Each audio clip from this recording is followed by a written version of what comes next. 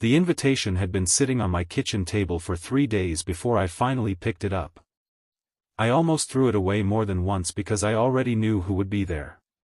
Some memories don't fade with time, they simply become quieter until one unexpected moment brings every emotion rushing back. I told myself I was over the past, that I had healed, that seeing my former love again would mean nothing. But deep inside, I knew some chapters never truly close until life gives you one final page to write.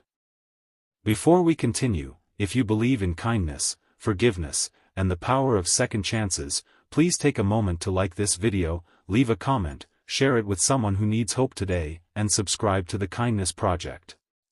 Your support helps us bring more heartfelt stories that remind us all that love and compassion still exist in this world. The party was held on a bright Saturday afternoon in a beautiful countryside garden filled with colorful flowers, soft music, and long wooden tables covered in white linen. It was our mutual friend Rowan's birthday celebration, and nearly everyone from our old college group had come. I hadn't seen most of them in years. I smiled politely, exchanged hugs, and laughed at familiar memories, but my eyes kept searching the crowd even though I told myself they wouldn't. He looked older, calmer, and somehow gentler than the young man who had once held my entire future in his hands. Time had softened the sharp edges of his face, but it hadn't erased the kindness in his eyes. The same eyes that once watched me with endless dreams now looked at me with quiet uncertainty. We exchanged a brief smile, one filled with years of unspoken apologies and unfinished conversations, before looking away. 5 years earlier, we had planned everything together. We dreamed about buying a little house, traveling the country, and growing old side by side. But life rarely follows the plans we write while we're young.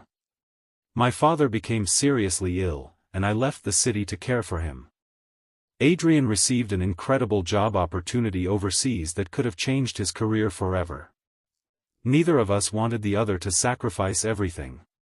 We promised distance wouldn't change us, but slowly the calls became shorter, the messages became fewer, and misunderstandings grew larger than our love.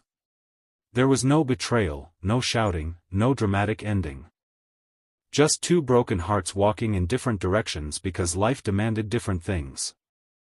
After my father passed away, I returned home carrying grief that changed me forever. By then Adrian had built another life, and I believed reaching out would only reopen wounds that had already scarred over. Hours passed during the party. Friends laughed over old stories while children ran across the lawn chasing bubbles floating through the afternoon sunshine. I convinced myself everything was fine until someone suggested a game of truth or dare. Everyone gathered in a circle, laughing like we had never grown older. The bottle spun again and again until it finally stopped. It pointed directly at Adrian. Someone shouted that he had to choose. He smiled nervously and picked dare. The group erupted with excitement as everyone began offering ridiculous challenges. Then someone jokingly looked toward me before daring him to kiss the person he had once loved the most. The laughter suddenly disappeared. Every face turned toward us. Adrian slowly looked into my eyes, and for the first time in years, it felt as though the world had gone completely silent. He took a deep breath before quietly saying that if the dare meant anything at all, he would only do it if I truly wanted it. No one expected that answer.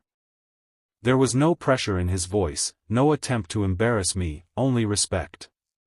That single moment reminded me why I had once loved him so deeply. I stood frozen as countless memories flooded my heart. The rainy afternoons we spent reading together.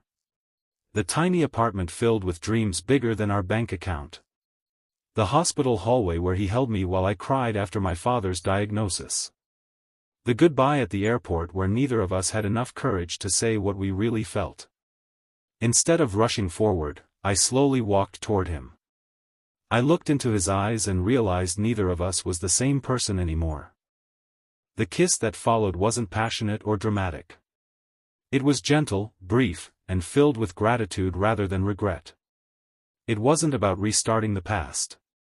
It was about finally forgiving it. The applause around us felt distant. Some people wiped away tears. Others simply smiled. For the first time in years, my heart felt lighter. Later that afternoon we wandered through the garden while everyone continued celebrating. We spoke honestly about everything we had never said. We admitted our fears, our mistakes, and how pride had kept us silent for far too long. Neither of us blamed the other anymore. Life had simply asked impossible choices from two people who were too young to understand that love sometimes needs honesty more than sacrifice. Adrian confessed he had never married because no relationship ever felt complete after ours ended. I admitted I had spent years believing I wasn't allowed to be happy after losing my father. We realized we had both survived different storms while secretly carrying pieces of each other's hearts. As the golden afternoon sunlight stretched across the fields, we sat on a wooden bench overlooking a peaceful lake. We didn't promise forever. We didn't make impossible plans. Instead, we promised something much smaller and far more meaningful.